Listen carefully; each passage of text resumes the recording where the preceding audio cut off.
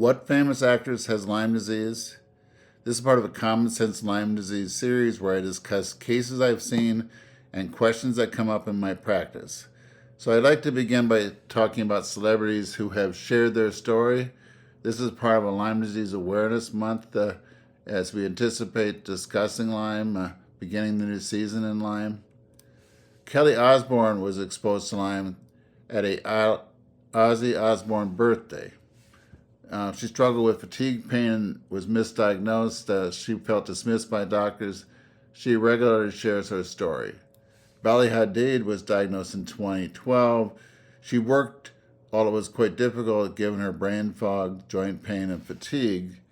She eventually took time off for her health in 2023. Yolanda Hadid was diagnosed in 2012. She also was frustrated by her family being sick. She herself was unable to read or write. She sought treatment different parts of the world, including stem cell, antibiotics, and an endosmotic therapy that she's discussed in her book. She continues to be an advocate for Lyme disease visibility. Other celebrities that were affected by Lyme disease are Avril Lavigne, who was bedridden for months. She's been a good advocate for understanding Lyme disease.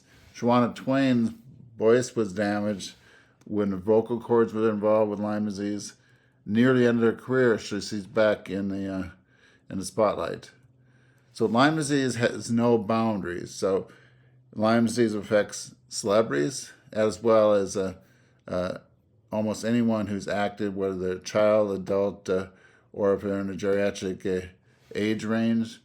Final thoughts is that advocacy helps. Every voice pushes us toward a conversation on Lyme disease. Sometimes the conversation leads to changes in the media, changes in the public discourse, but sometimes it's just the most important part, which is that an individual is reading the story, inspired by the story, understands Lyme disease through their eyes. And so I appreciate their work in the advocacy area. So thank you for joining me as part of this Common Sense Lyme series. Have a good day.